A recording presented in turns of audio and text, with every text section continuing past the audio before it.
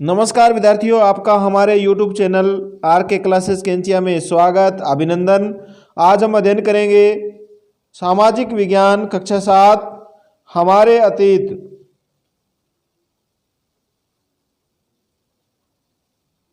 अध्याय 4 मुगल साम्राज्य। मध्यकाल में किसी भी शासक के लिए भारतीय उपमहाद्वीप जैसे बड़े क्षेत्र पर जहां लोगों एवं संस्कृतियों में इतनी अधिक विविधताएं हो, शासन कर पाना अत्यंत कठिन कार्य था। अपने पूर्ववर्तियों के विपरीत मुगलों ने, यानी अपने से पहले वालों के विपरीत मुगलों ने एक साम्राज्य की स्थापना की और वह कार्य पूरा किया जो अब तक केवल छोटी अवधियों के लिए ही संभव हो जान पड़ता था। 16वीं सदी के उत्तरार्ध में इन्होंने दिल्ली और आगरा से अपने राज्य का विस्तार शुरू किया। तो मुगलों ने अपने राज्य या साम्राज्य का विस्तार कहाँ से किया? दिल्ली और आगरा राज्य से। 17वीं शताब्दी में लगभग संपूर्ण महाद्वीप पर इनका अधिकार हो गया। उन्होंने प्रशासन के ढांचे तथा शासन संबंधी अपने विचार लागू किए। वे उनके राज्य के पतन के बाद भी टिके रहे। यह एक ऐसी राजनीतिक धरोहर थी जिसके प्रभाव से उपमहाद्वीप में उनके पश्चात आने वाले शासक अपने आप को अछूता न रख सके। आज भारत के प्रधानमंत्री स्वतंत्रता दिवस पर मुगल शासकों के निवास स्थान दिल्ली के लाल किले की प्राचीर से राष्ट्र को संबोधित करते हैं। यानी दिल्ली का जो लाल किला है वो मुगल शासकों के द्वारा बनाया गया है। मुगल कौन थे? मुगल दो महान शासक वंशों के वंशज थे। माता की ओर से मंगोल शासक चंगेज खान, जो चीन और मध्य एशिया के कुछ भागों पर राज करता था। यानी चीन और मध्य एशिया के मध्य का स्थान मंगोलिया कहलाता था और वहाँ का खूंखार शासक चंगेज खां था। चंगेज खां अपने शत्रुओं के प्रति इतना खूंखार था कि वह बिल्ली से लेकर शेर तक को भी नहीं छोड़ता था। पिता की ओर से वह तुर्की के शासक तैमूर के वंशज थे। यानी मुगल शासक पिता की ओर से तैमूर के वंशज थे और माता की ओर से चंगेज खान के वंशज थे। और बाबर, जो मुगल वंश का संस्थापक कहलाता है, वह माता की ओर से चंगेज वंश की 14वीं संतान थी और पिता की ओर से तैमूर वंश की 5वीं संतान थी। यानी बाबर में या मुगलों में चंगेज वंश और तैमूर वंश दोनों के रक्त का मिश्रण था। परंतु मुगल अपने को मुगल या मंगोल कहलाना पसंद नहीं करते थे। ऐसा इसलिए था क्योंकि चंगेज खान से जुड़ी स्मृतियां सैकड़ों व्यक्तियों के नरसंहार से संबंधित थी। यानी चंगेज खान खूंखार शासक था और उसने सैकड़ों व्यक्तियों का नरसंहार किया था। इसलिए मुगल जो लोग हैं, मुगल वंश के लोग हैं, वो अपने आप को मंगोल कहलाना पसंद नहीं करते थे। यही स्मृतियां मुगलों के प्रति उज्बेकों से संबंधित थी। दूसरी तरफ मुगल तैमूर के वंशज होने पर गर्व का अनुभव करते हैं। जैसे पिता की ओर से वो तैमूर की वंशज थी तो उनको गर्व है क्योंकि तैमूर ने 1398 ईस्वी में दिल्ली पर कब्जा कर लिया था। इस बात का उनको, किनको? मुगलों को गर्व है कि हमारे पूर्वज ने 1398 ईस्वी में दिल्ली पर अधिकार कर लिया था। चित्र में देखो, ये चित्र बना हुआ है। इसमें तैमूर और उसके जो रकत संबंधी है वो यहाँ बैठे हुए हैं। इनमें देखो कौन कौन है।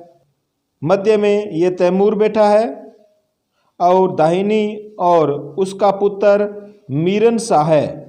जो प्रथम मुगल सम्राट बाबर का लक्कड़ दादा था। तो बाबर का लक्कड़ दादे का क्या नाम था? मीरन शाह है। फिर लक्कड़ दादा के बाद में बाबर का परदादा सुल्तान मोहम्मद मिर्जा। परदादा के बाद बाबर के दादा अबू सैद थे और बाबर के पिता उमर शेख मिर्जा थे। इन्हीं के साथ साथ यहाँ पर इस चित्र में बाबर, अकबर, शाहजहां और हुमायूं, जहांगीर, औरंगजेब भी सम्मिलित है। उन्होंने अपनी वंशावली का प्रदर्शन इस चित्र में किया है। मुगल सैन्य अभियान। प्रथम मुगल शासक बाबर 1526 से 1530 ईस्वी तक भारत पर शासन किया। जब 1494 ईस्वी में फरगना राज्य का उत्तराधिकार प्राप्त किया तो उसकी उम्र केवल 12 वर्ष थी। यानी बाबर 12 वर्ष की आयु में ही शासक बन गया था। कहाँ का? फरगना का। कुछ पुस्तकों में इसको 11 वर्ष का भी बताया गया है, तो आप दोनों को ऑप्शन के हिसाब से याद रखना। मंगोलों की दूसरी शाखा उज्बेकों के आक्रमण के कारण उसे अपनी पैतृक गद्दी छोड़नी पड़ी। अब फरगना से बाबर को वहां से भागना पड़ा। क्यों?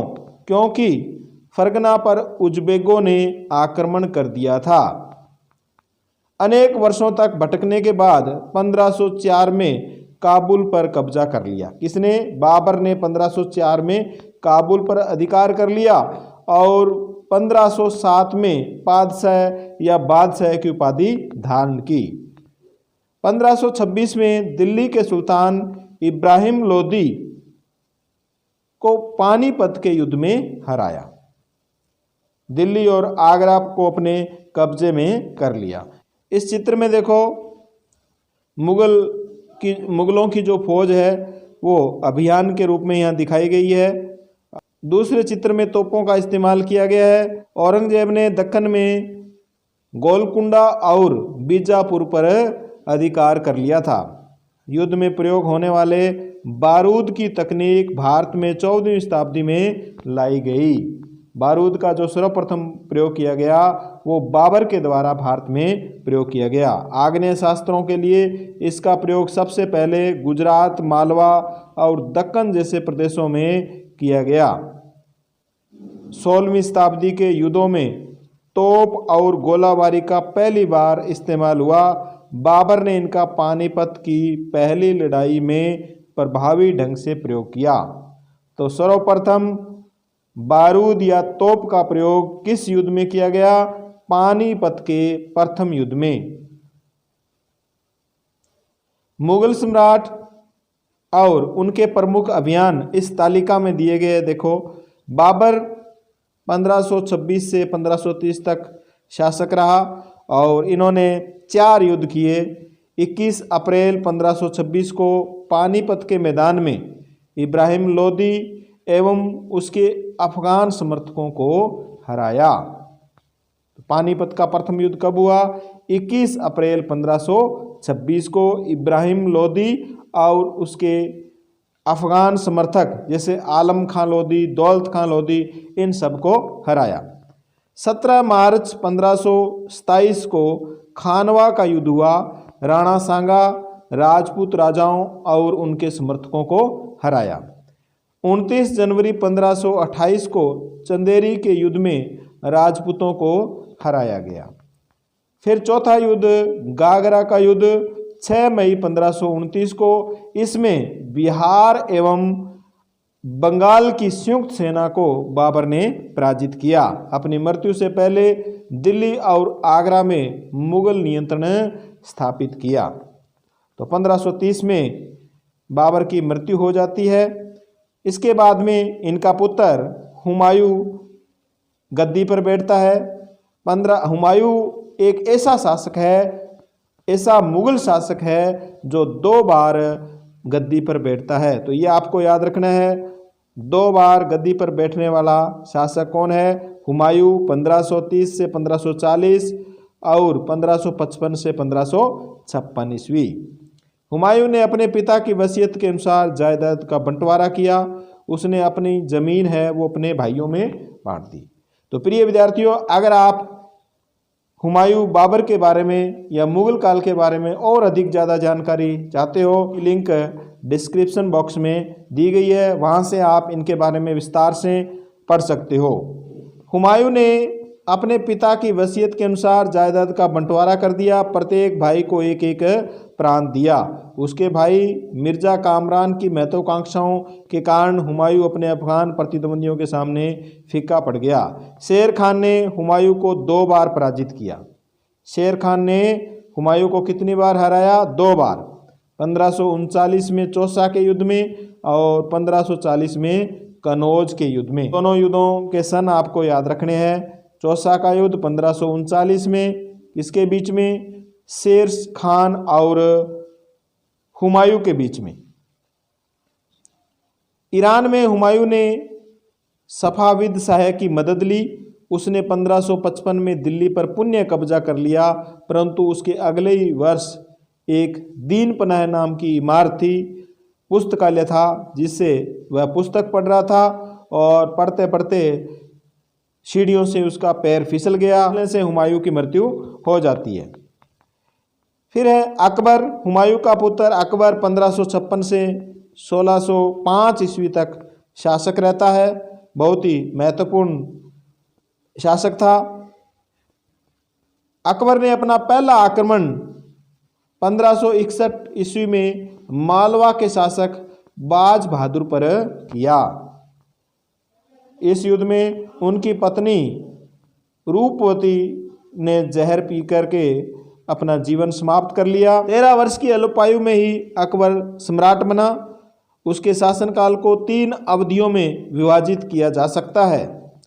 1556 से 1570 के मध्य अकबर अपने संरक्षक बैरम खान और अपने घरेलू कर्मचारियों से स्वतंत्र हो गया। उसने सूरी और अन्य अफगानों निकटवर्ती राज्यों मालवा, गोडावन, अपने सौतेले भाई मिर्जा हाकिम और उज्बेकों के विद्रोह को दबाने के लिए सैन्य अभियान चलाए। 1568 में सिसोदियों की राजधानी चित्तौड़ और 1569 में रणथंभौर पर अकबर ने कब्जा कर लिया।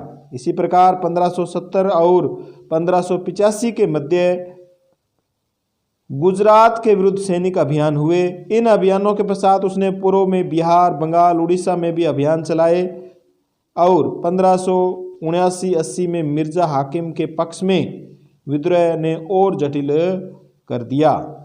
अब देखो, इनके समय में बाबर के समय में 12 सूबे थे भारत में और अकबर ने 3 सूबे पर विजय प्राप्त की। वो कौन कौन से थे? बरार, खानदेश और अहमदनगर। यानी अकबर के समय कुल सूबों की संख्या थी 15।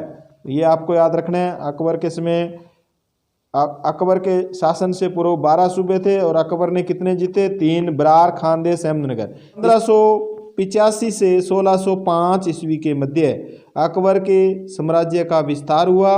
उत्तर पश्चिम में अभियान चलाए गए। सफाविदों को हराकर कंधार पर कब्जा कर लिया। कश्मीर को भी जोड़ लिया गया। मिर्जा हाकिम की मृत्यु के पश्चात काबुल को भी उसने अपने राज्य में मिला लिया। दक्कन में अभियानों की शुरुआत, यानी दक्षिण में अभियानों की शुरुआत और बरार, खानदेश, अहमदनगर के कुछ हिस्सों को भी अपने राज्य में मिला लिया। तो कौन से राज्य मिलाए? 3, बरार, खानदेश, अहमदनगर। अपने शासन के अंतिम वर्षों में अकबर की सत्ता राजकुमार सलीम के विद्रोहों के कारण लड़खड़ाई। यह सलीम आगे चलकर जहांगीर कहलाया। तो जहांगीर का पहले नाम क्या था? सलीम। और अकबर का जो अंतिम अभियान है वो 1601 में उन्होंने असीरगढ़ के दुर्ग को जीता। और कहा जाता है कि अकबर ने असीरगढ़ के दुर्ग का जो दरवाजा है वो सोने की चाबियों से खोला था। फिर है जहांगीर। जहांगीर के समय में 15 सूबे थे। इन्होंने सूबों के अंदर कोई वृद्धि नहीं की। जहांगीर 1605 से 1627 ईस्वी तक शासक रहा। जहांगीर ने अकबर के सैन्य अभियानों को आगे बढ़ाया, यानी जहांगीर ने अकबर के जो सैन्य अभियान थे उनको ही आगे बढ़ाया। मेवाड़ के सिसोदिया शासक अमर सिंह ने मुगलों की सेवा स्वीकार कर ली। ये महत्वपूर्ण क्वेश्चन है, देखो रीट के लिए अति महत्वपूर्ण है, क्योंकि आपके जो सिलेबस है उसमें मेवाड़ और मुगल संबंध से संबंधित टॉपिक है और उसमें ये पूछा जा सकता है कि मेवाड़ के सिसोदिया शासक अमर सिंह ने मुगलों की अधीनता किस शासक के दौरान स्वीकार की, तो इसका आंसर होगा जहांगीर। इसके बाद सिखों, अहोमों और अहमदनगर के खिलाफ अभियान चलाए गए जो पूर्णतः सफल नहीं हो पाए। जहांगीर के शासन के अंतिम वर्षों में राजकुमार खुर्रम, जो बाद में सम्राट शाहजहां कहलाया, ने विद्रोह किया। जहांगीर की पत्नी नूरजहां, जहांगीर की पत्नी का क्या नाम था, नूरजहां ने शाहजहां को हाशिए पर धकेलने के प्रयास किए जो असफल रहे। फिर है शाहजहां 1627 से 1658 ईस्वी, और शाहजहां के समय 18 सूबे थे। बाद में उन्होंने 3 सूबों पर विजय प्राप्त की, कश्मीर, थट्टा और उड़ीसा। तो इस प्रकार शाहजहां के समय कुल सूबों की जो संख्या थी वो थी 18। दक्कन में शाहजहां के अभियान जारी रहे। अफगान अभिजात खान जहान लोदी ने विद्रोह किया और वह पराजित हुआ। अहमदनगर के विरुद्ध अभियान हुआ जिसमें बुंदेलों की हार हुई और ओरछा पर कब्जा कर लिया गया। बुंदेलों को किसने हराया, शाहजहां ने। उत्तर पश्चिम में बलख पर कब्जा करने के लिए उज्बेकों के विरुद्ध अभियान शुरू हुआ जो असफल हुआ। इसी प्रकार 1657-58 में, ये याद रखना है, 1657-58 में शाहजहां के पुत्रों के बीच उत्तराधिकार को लेकर झगड़ा शुरू हुआ। तो पूछ लेते हैं, शाहजहां के पुत्रों में उत्तराधिकार को लेकर जो झगड़ा हुआ वो कब शुरू हुआ, 1657 से 1658 ईस्वी के मध्य। इसमें औरंगजेब की विजय हुई। शाहजहां का पुत्र था औरंगजेब, इनकी अपने भाइयों में विजय हुई। दारा शुकोह समेत उसके तीनों भाइयों को मौत के घाट उतार दिया गया। शाहजहां को उसकी शेष जिंदगी के लिए आगरा में कैद कर दिया गया। औरंगजेब 1658 से 1707 ईस्वी। औरंगजेब के समय 18 सूबे थे। इन्होंने 2 सूबे और जीते। कौन कौन से, बीजापुर एवं गोलकुंडा। इनको मिलाकर के इनके समय में कितने सूबे हुए, 20 सूबे। और कुछ किताबों में 21 सूबे भी बताए गए हैं। कहा जाता है कि इन्होंने अफगानिस्तान के एक क्षेत्र को भी अपने साम्राज्य में मिला लिया था। इस प्रकार 1663 ईस्वी में उत्तर पूर्व में अहोमों की पराजय हुई, परंतु उन्होंने 1680 में पुण्य विद्रोह कर दिया। उत्तर पश्चिम में यूसुफजई और सिखों के विरुद्ध अभियानों को अस्थायी सफलता मिली। मारवाड़ के राठौड़ राजपूतों ने मुगलों के खिलाफ विद्रोह किया। मारवाड़ के जो राठौड़ राजपूत थे उन्होंने मुगलों के विरुद्ध विद्रोह कर दिया। किसके समय में, औरंगजेब के समय में। इसका कारण था उनकी आंतरिक राजनीति और उत्तराधिकार के मसलों में मुगलों का हस्तक्षेप।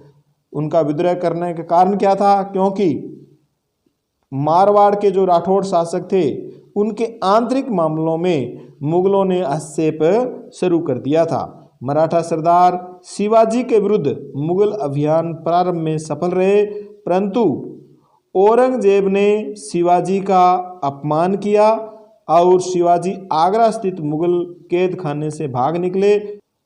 उन्होंने अपने को स्वतंत्र शासक घोषित करने के पश्चात मुगलों के विरुद्ध अभियान चलाए। किसने, शिवाजी ने।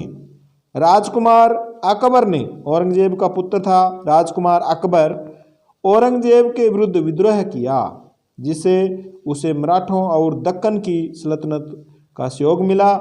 अंततः वह सफाविद ईरान भाग गया। तो इस प्रकार औरंगजेब के पुत्र अकबर ने उनके शासनकाल में अपने पिता के विरुद्ध विद्रोह कर दिया था। फिर है अकबर के विद्रोह के पश्चात औरंगजेब ने दक्कन के शासकों के विरुद्ध सेनाएं भेजी, क्योंकि दक्कन के जो शासक थे उन्होंने उसके विद्रोही पुत्र की मदद की थी। 1685 में बीजापुर और 1687 में गोलकुंडा को मुगलों ने अपने राज्य में मिला लिया। तो ये आपको याद रखना है, बीजापुर एवं गोलकुंडा किसने अपने साम्राज्य में मिलाया? औरंगजेब ने। 1698 में औरंगजेब ने दक्कन में मराठों जो छापा मार पद्धति का उपयोग कर रहे थे, छापा मार पद्धति का उपयोग कौन कर रहे थे? मराठे के विरुद्ध अभियान का प्रबंध किया। औरंगजेब को उत्तर भारत में सिखों, जाटों, सतनामियों, उत्तर पूर्व में अहोमों और दक्कन में मराठों के विद्रोह का सामना करना पड़ा। यानी औरंगजेब को चारों तरफ विद्रोह का सामना करना पड़ा। उसकी मृत्यु के पश्चात उत्तराधिकार के लिए युद्ध शुरू हुआ। ये अकबर का शासन के बारे में यहाँ बताया गया है। ये जो पिंक कलर के अंदर जो बताया गया है ये अकबर का यहाँ शासन था। बाद में ये बीजापुर, गोलकुंडा इनको किसके द्वारा मिला लिया गया? औरंगजेब के द्वारा 1685 व 1687 में मुगल साम्राज्य में सम्मिलित कर लिया। उत्तराधिकार की मुगल परंपराएं। मुगलों में उत्तराधिकार की दो परंपराएं विकसित थी। देखो, ज्येष्ठाधिकार और सहदयाद।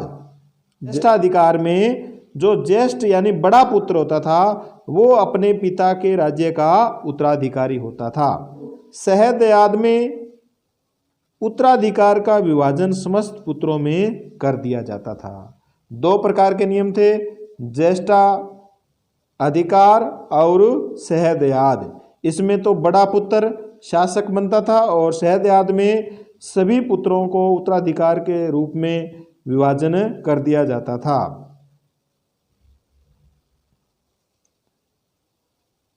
राजपूतों के साथ शादियां की गई। मुगलों की जो शादियां हैं देखो किसके साथ होती है? जहांगीर की माँ कछवा की राजकुमारी थी और शाहजहां की माँ एक राठौड़ राजकुमारी थी।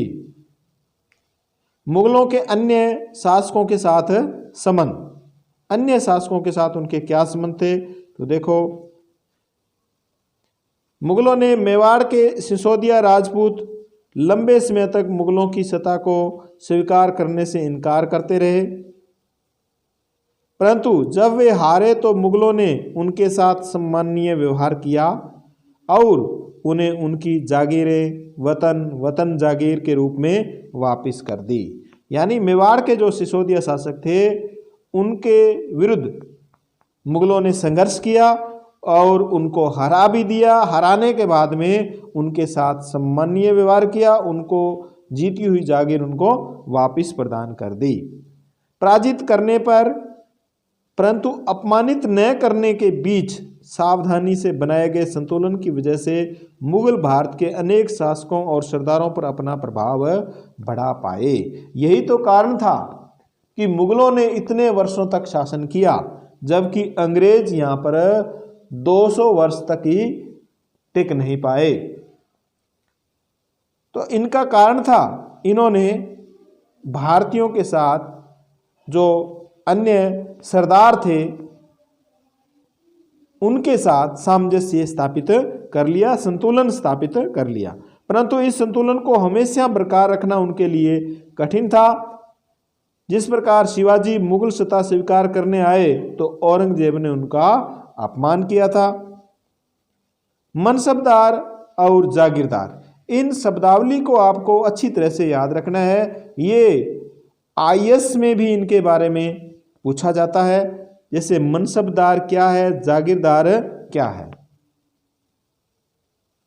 मनसबदार देखो, मुगलों की सेवा में आने वाले नौकरशाह मनसबदार कहलाए। मुगलों की सेवा में जो नौकरशाह आए थे, ईरानी, भारतीय, मुसलमान, अफगान, राजपूत, मराठे, वो क्या कहलाते थे? मनसबदार कहलाते थे। मनसबदार शब्द का प्रयोग ऐसे व्यक्तियों के लिए होता था जिन्हें कोई मनसब यानी कोई सरकारी हैसियत अथवा पद मिलता था। यह मुगलों द्वारा चलाई गई श्रेणी व्यवस्था थी। मनसबदार क्या था? एक श्रेणी व्यवस्था थी जिसके जरिए पद, वेतन और सैन्य उत्तरदायित्व निर्धारित किए जाते थे। पद और वेतन का निर्धारण जात की संख्या पर निर्भर करता था। अब जात क्या है? देखो, जात की संख्या जितनी अधिक होती थी, दरबार में अभिजात की प्रतिष्ठा उतनी ही बढ़ जाती थी, उसका वेतन भी उतना ही अधिक होता था। जात यहाँ घुड़सवार की संख्या से ली गई है, यानी जिनके पास जितने ज़्यादा घुड़सवार होंगे उनको उतनी ज़्यादा प्रतिष्ठा मिलेगी, वेतन मिलेगा। जो सैन्य उत्तरदायित्व मनसबदारों को सौंपे जाते थे, उन्हीं के अनुसार उन्हें घुड़सवार रखने पड़ते थे। जात की श्रेणियां, जात की यहाँ श्रेणियां दी गई है। देखो, 5000 जात वाले अभिजातों का दर्जा 1000 जात वाले अभिजातों से ऊंचा होता था। यानी जिसको 5000 जात मिली वो मनसबदार, 5000 की मनसबदार प्राप्त करने वाला श्रेष्ठ था, प्रतिष्ठित अभिजात था।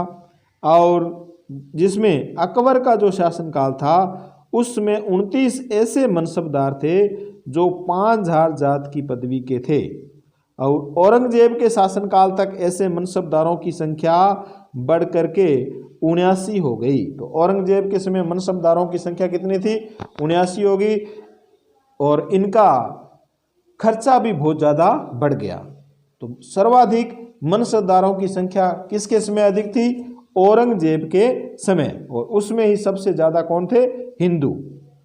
मनसबदार अपने सवारों को निरीक्षण के लिए लाते थे। वे अपने सैनिकों के घोड़ों को दगवाते थे। घोड़ा दगवाते इसलिए थे कि कोई घोड़ा बदल न ले। सैनिकों का पंजीकरण करवाते थे, उनका हुलिया रखा जाता था ताकि वो अपने स्थान पर कोई दूसरा व्यक्ति न भेज दे। इन कार्रवाइयों के बाद उन्हें सैनिकों को वेतन देने के लिए धन मिलता था। मनसबदार अपना वेतन, अब मनसबदारों का वेतन, मनसबदारों को खुद को वेतन कहाँ से मिलता था? वो तो सेना को तो देते थे, कर इकट्ठा करके, टैक्स इकट्ठा करके, यानी लगान इकट्ठा करके सैनिकों को वो वेतन देते थे। लेकिन खुद को वेतन उनको कहाँ से मिलता? देखो, मनसबदार अपना वेतन राजस्व एकत्रित करने वाली भूमि के रूप में पाते थे, जिन्हें जागीर कहते थे। जागीर किसे कहते थे? यानी जो भूमि मनसबदारों को प्रदान की जाती थी और वो भूमि ही क्या कहलाती थी? जागीर कहलाती थी, जो तकरीबन इक्ताओं के समान होती थी। इक्ता हमने पहले वाले पाठ में पढ़ा। इक्ता क्या है? इलाके को इक्ता कहा गया है, इलाके को, भूमि को इक्ता कहा गया है। और इक्ता का जो मालिक है वो मुक्ति कहलाता था।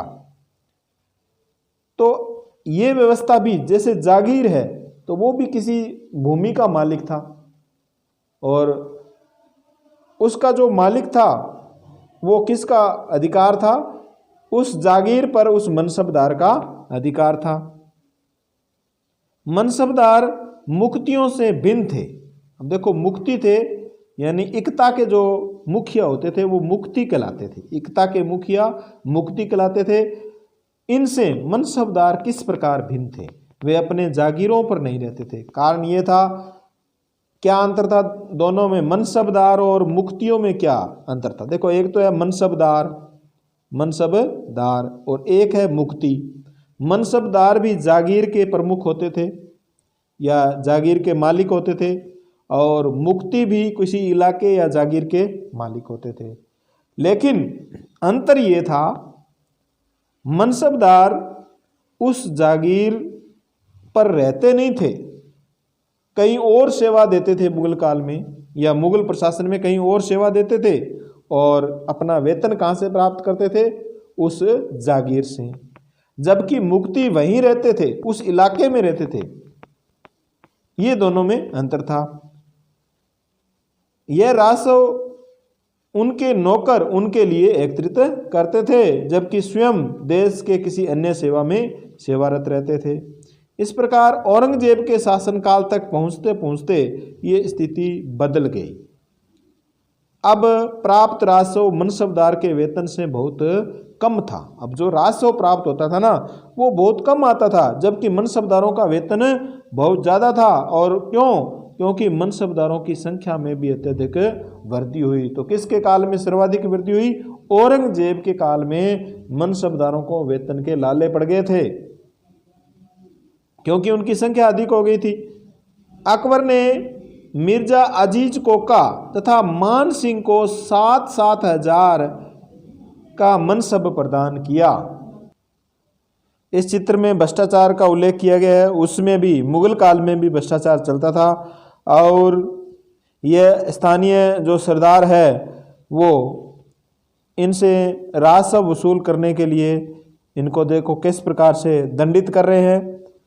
अकबर के राजस्व मंत्री टोडरमल ने, टोडरमल का नाम आपको याद रखना है। अकबर का राजस्व मंत्री कौन था? टोडरमल ने 10 साल 1570 से 80 तक की कालावधि के लिए कृषि की पैदावार, कीमतों और कृषि भूमि का सावधानी पूर्वक सर्वेक्षण किया। 10 वर्ष तक उन्होंने 1570 से 80 के बीच अकबर के जो राजस्व मंत्री थे, कौन थे? टोडरमल। उन्होंने भूमि का सर्वेक्षण किया। और प्रत्येक सूबे, सूबा क्या है? राज्य को सूबा कहा जाता था। प्रत्येक सूबे को राजस्व मंडलों में उन्होंने बांट दिया, और प्रत्येक की हर फसल के लिए राजस्व दर अलग सूची बनाई गई। राजस्व प्राप्त करने की इस व्यवस्था को जब्त कहा जाता है। तो जब्त का भी आपको याद रखना है। जब्त क्या है? राजस्व प्राप्त करने की व्यवस्था। कौन सी व्यवस्था? हर फसल के लिए अलग अलग राजस्व दर की अलग अलग सूची बनाई गई। इस प्रकार की जो राजस्व व्यवस्था थी उसको क्या कहा गया? जब्त कहा जाता था।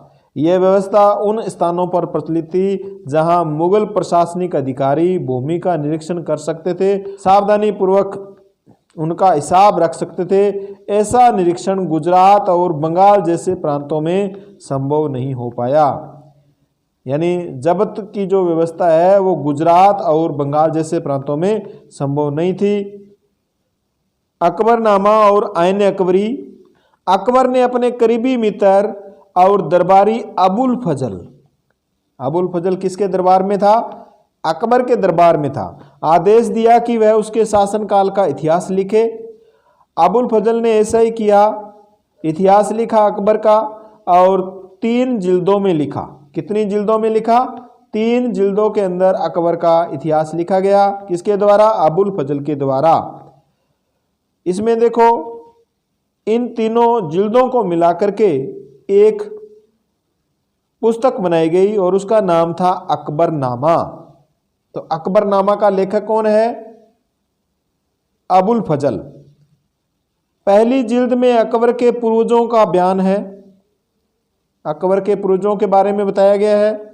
पूर्वज मीन्स बाबर के बारे में, हुमायूं के बारे में।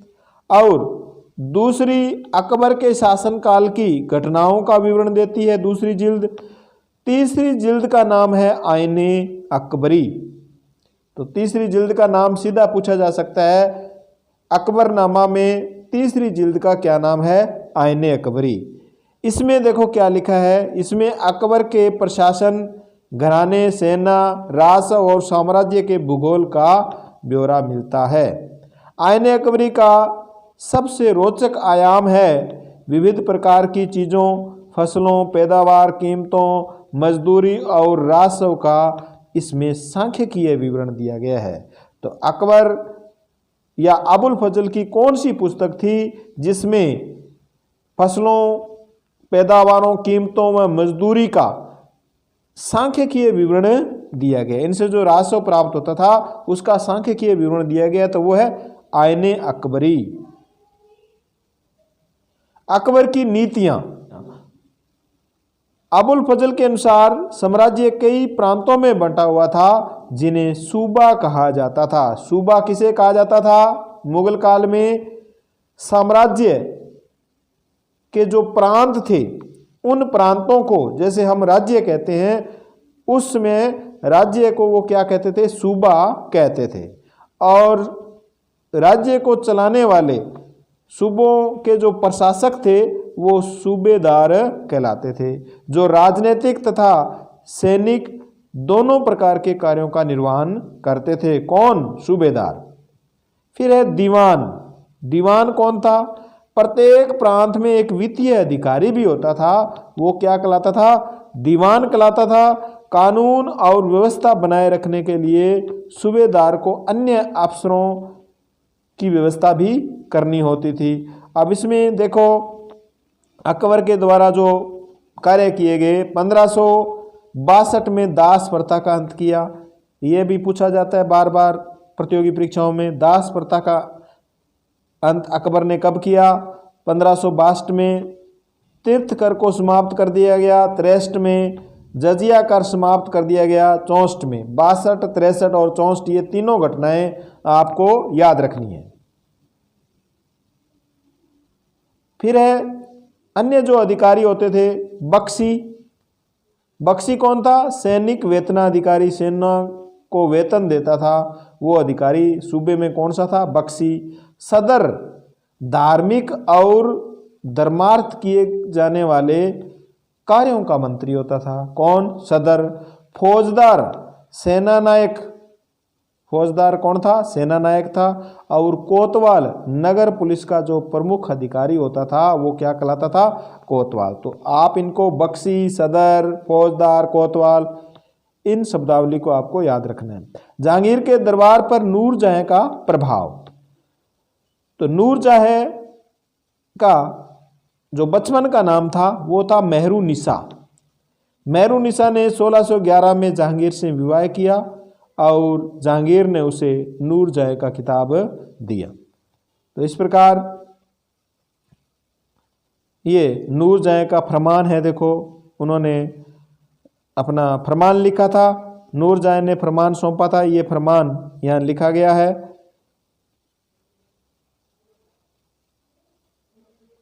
1570 में अकबर जब फतेहपुर सीकरी में था तो उसने उलेमा, ब्राह्मणों, जेसुइट पादरियों जो रोमन कैथोलिक थे, जरतुस्त धर्म के अनुयायियों के साथ धर्म के मामलों पर चर्चा शुरू की। ये चर्चा क्या कहलाती थी? इबादत खाना कहलाती थी। यानी इबादत खाना की शुरुआत करी। इबादत खाना क्या था? इबादत खाना में उलेमा यानी इस्लाम धर्म के जो प्रमुख थे, विशेषज्ञ थे, जानकार थे, उनको, ब्राह्मणों को, हिंदू धर्म के जानकार, जेसुइट पादरियों को और दुस्त धर्म के जो अन्यायी थे, इन सभी को एक स्थल प्रदान किया गया, एक संगम प्रदान किया गया और वहाँ पर इन धर्मों के बारे में बहस की गई।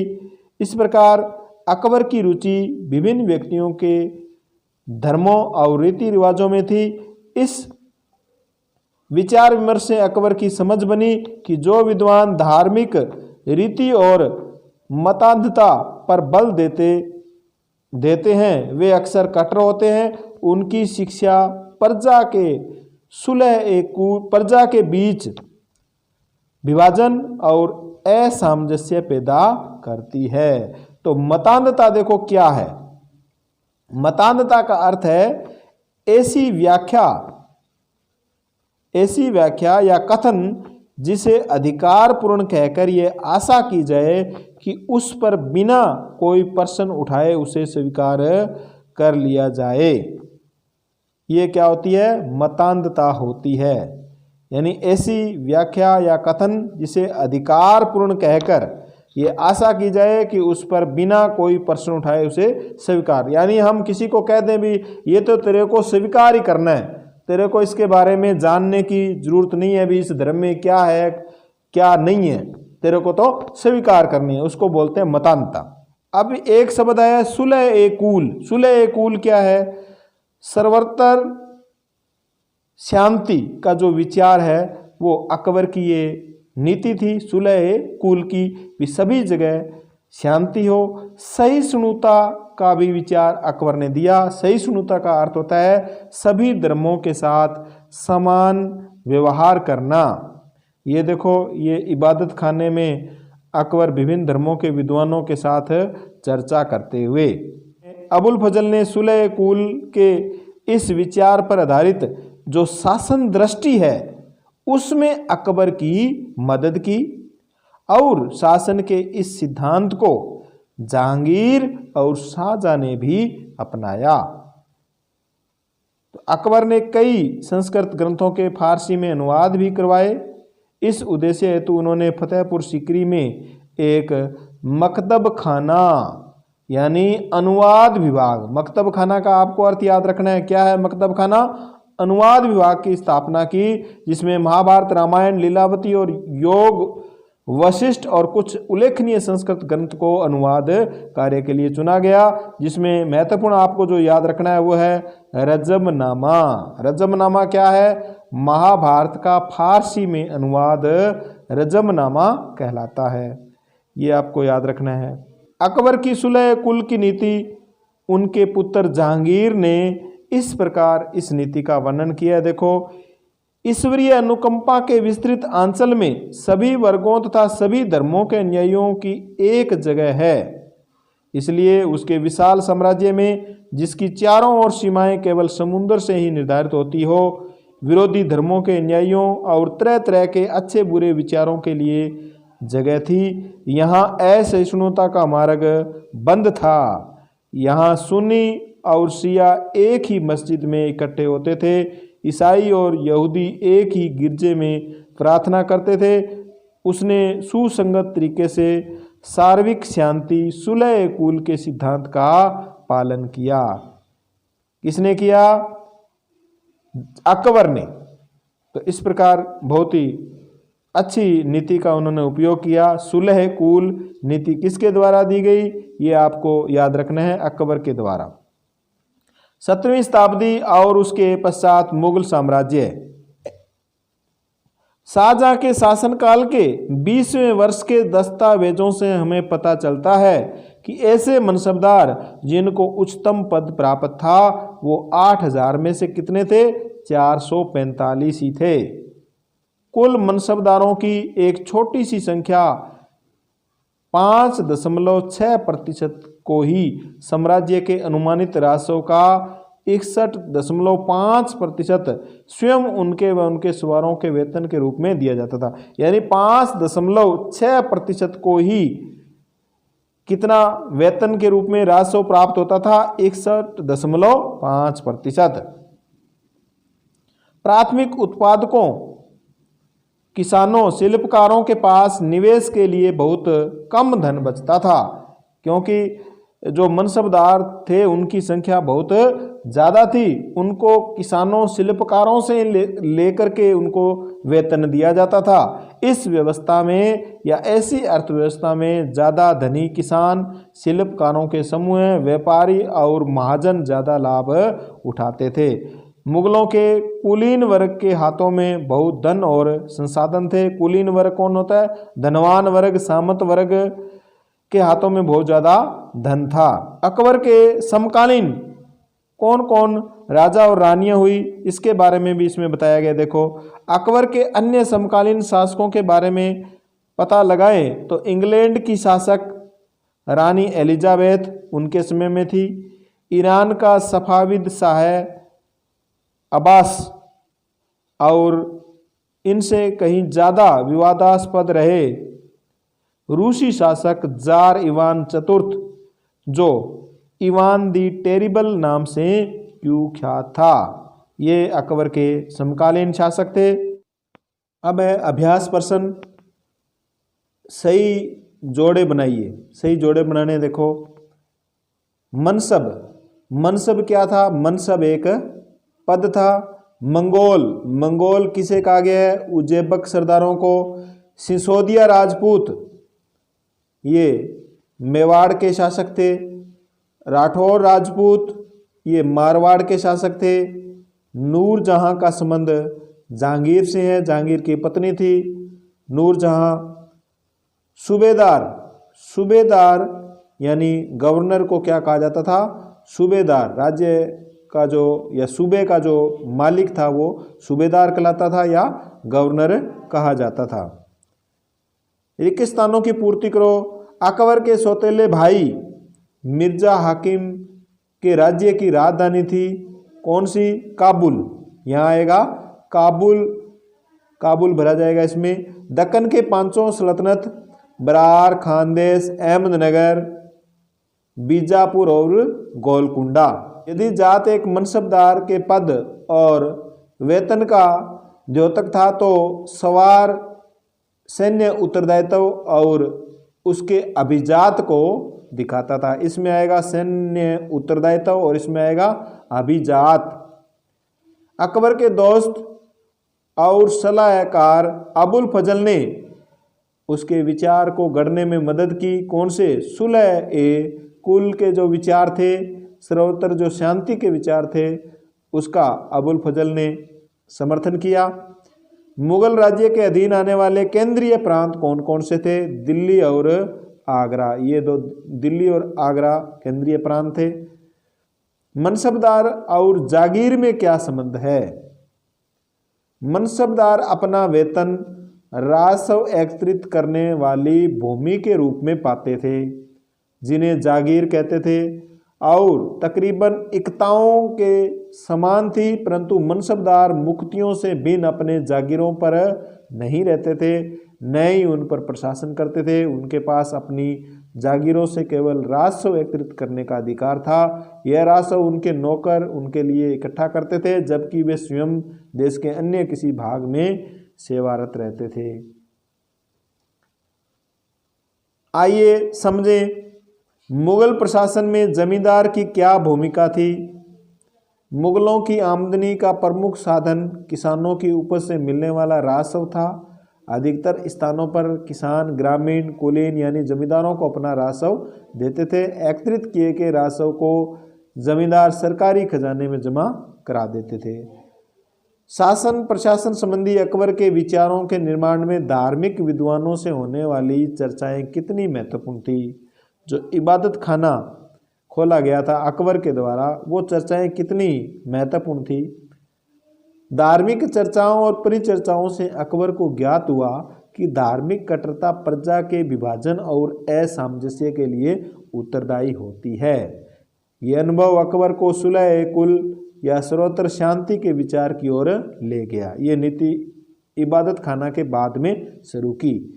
इन चर्चाओं ने उसे प्रशासन की एक स्पष्ट सोच प्रदान की जिसमें केवल सच्चाई, न्याय और शांति पर बल दिया गया। मुगलों ने खुद को मंगोल की अपेक्षा तैमूर के वंशज होने पर क्यों बल दिया? मुगल दो महान शासक वंशों के वंशज थे। माता की ओर से मंगोल शासक चंगेज खान के वंशज थे। पिता की ओर से वे ईरान, इराक व वर्तमान तुर्की के शासक तैमूर के वंशज थे। परंतु मुगल अपने आप को मंगोल या मुगल कहलाना पसंद नहीं करते थे।